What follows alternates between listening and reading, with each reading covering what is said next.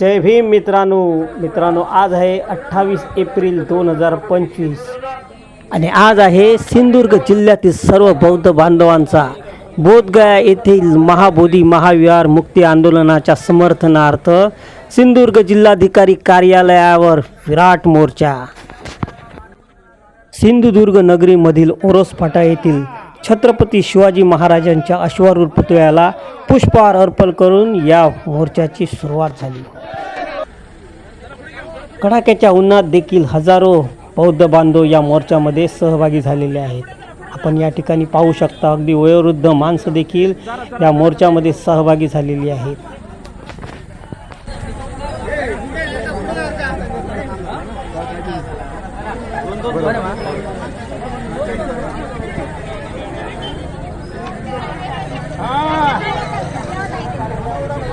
बबलू अरे हाँ इले मामा दा स्टेप कर बाबू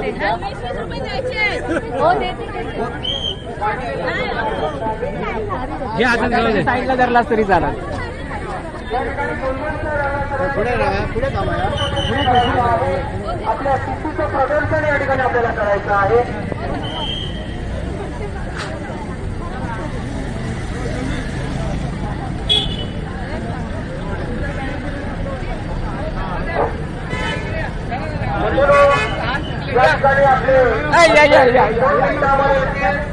आपल्या पुण्यात तीन आणि त्याच्या मागून आपण सर्व हे बौद्ध बांधव निघणार आहोत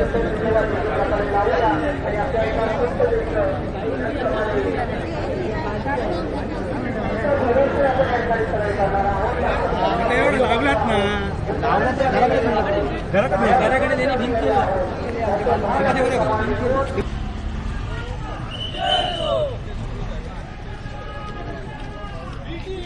रद्द करा रद्द करा डॉक्टर बाबासाहेब आंबेडकरांचा महाबोधी महाविहार मुक्त झालेच पाहिजे। पीटीएस 1950 कायदा रद्द झालाच पाहिजे।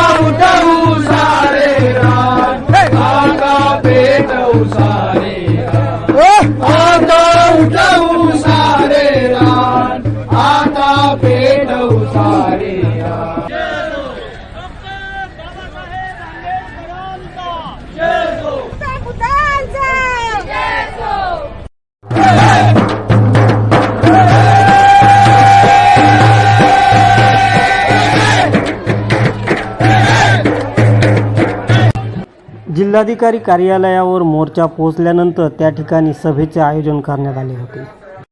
या सभेमध्ये अनेक मान्यवरांकडून उपस्थित लोकांना मार्गदर्शन करण्यात आले।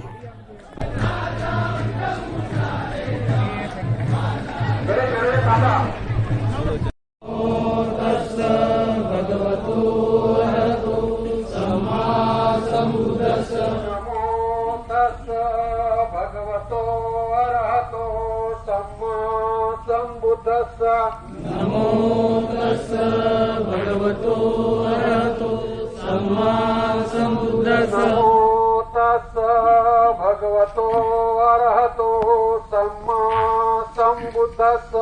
नमो तस्स भगवतो अरहतो सम्मा सम्बुद्धस्स।